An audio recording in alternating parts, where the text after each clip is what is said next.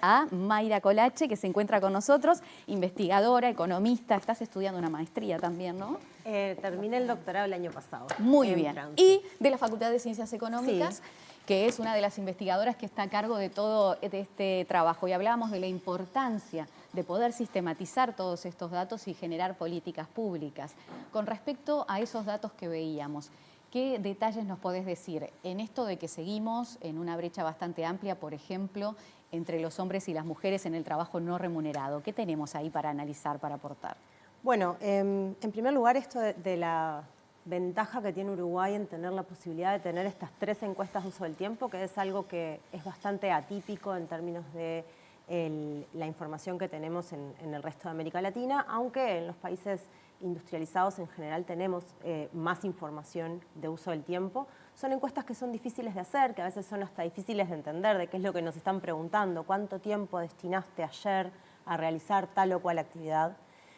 Y en eso nos permite entender, generalmente nosotras podemos ver en las encuestas regulares que tenemos, cómo el tiempo que destinan las personas al trabajo remunerado, a lo que generalmente hablamos que es trabajar, a ir a un determinado lugar y a realizar ciertas actividades a cambio de dinero, a cambio de un sueldo. Pero hay un conjunto de actividades que realizamos en nuestras casas generalmente que tienen que ver con esto, con sostener también la vida y la reproducción de la sociedad, que tiene que ver desde...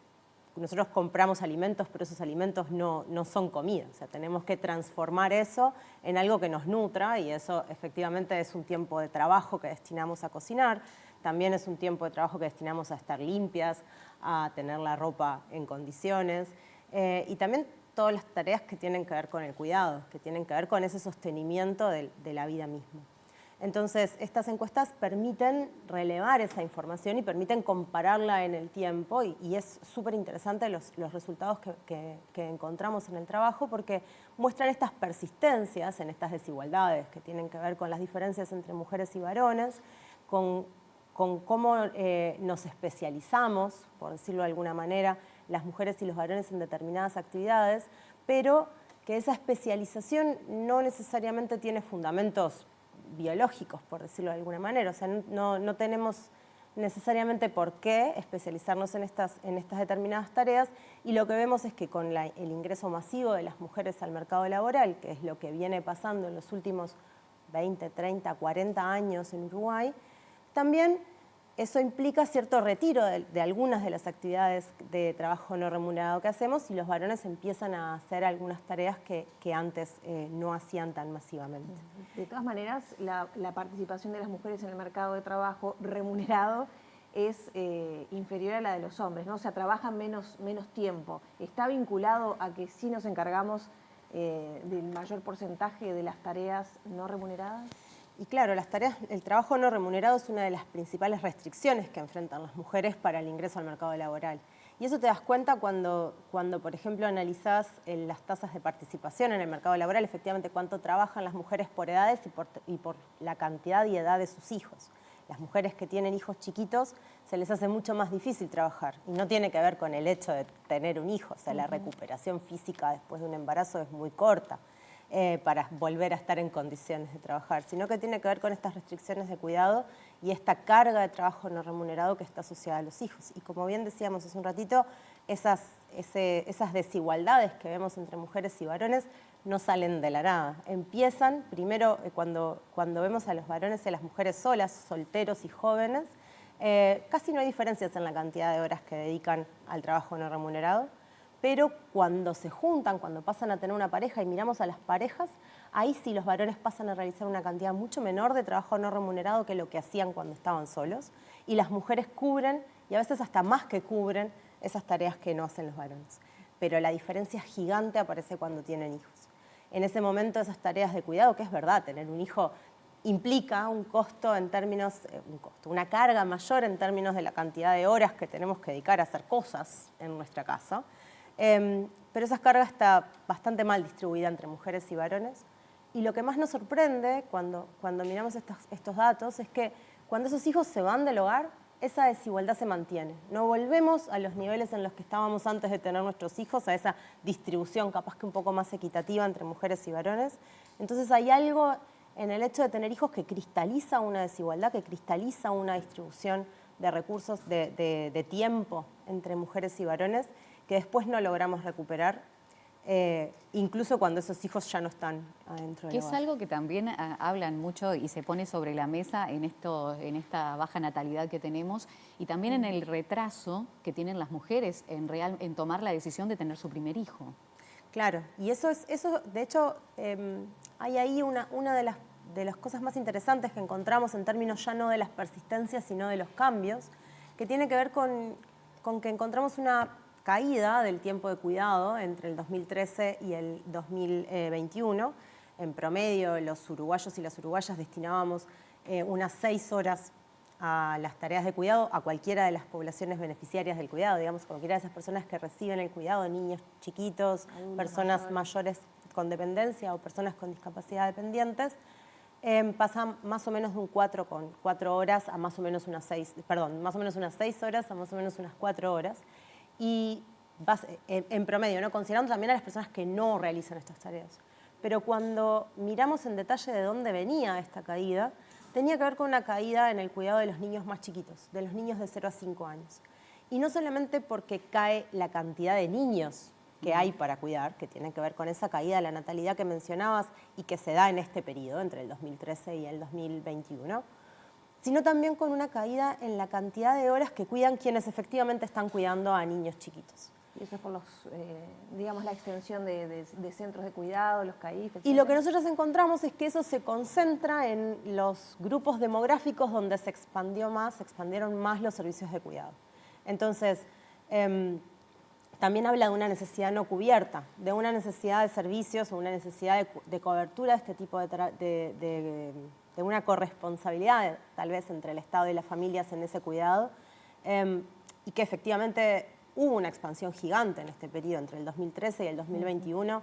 La cantidad de cupos disponibles para niños de 2 y 3 años en CAIF y ANEP aumentó más o menos unos 20.000, en unos 20.000, lo que implica una cobertura muy grande ahora de estos para niños, para ir 4 horas, para niños de 2 y 3 años, que repercute muy directamente en la cantidad de horas de cuidado que realizamos las mujeres y los varones, porque también cae este tiempo de cuidado para los niños chiquitos, cae tanto para mujeres como para varones.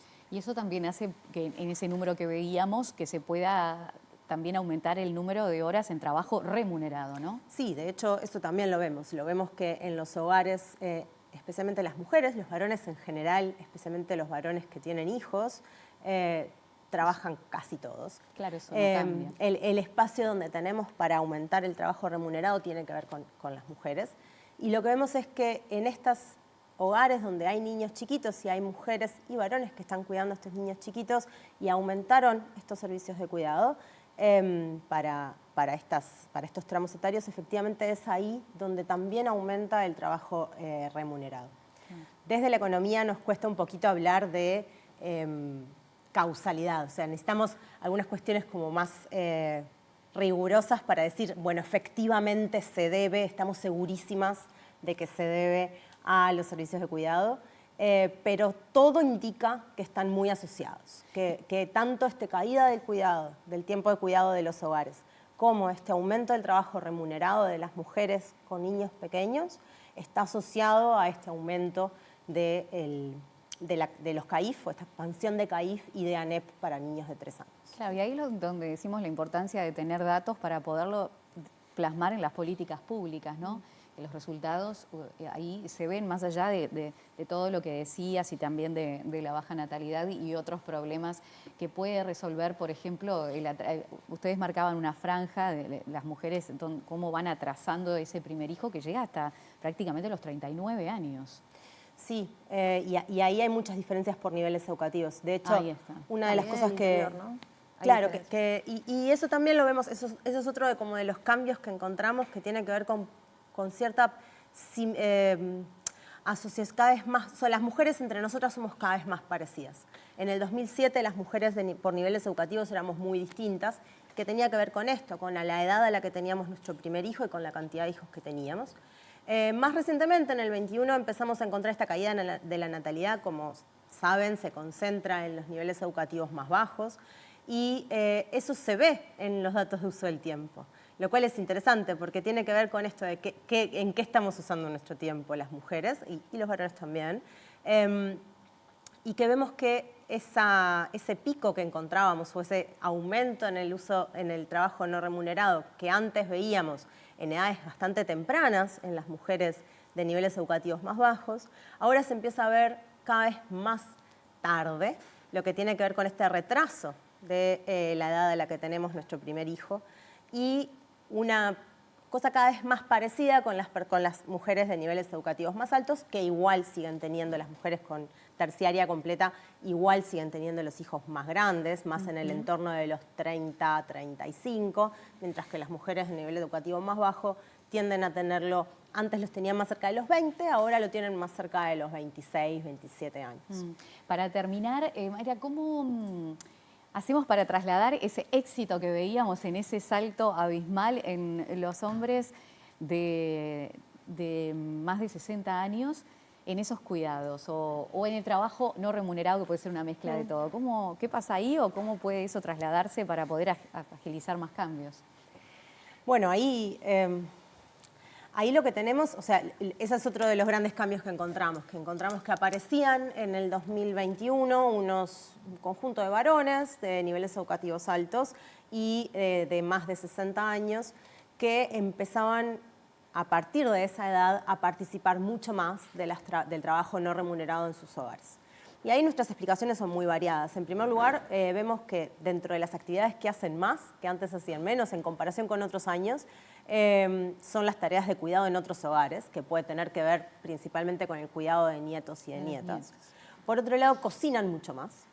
Hay algo de estar en casa, que ahora los varones, el hecho de estar en casa también implica que participan de algunas actividades que antes no hacían.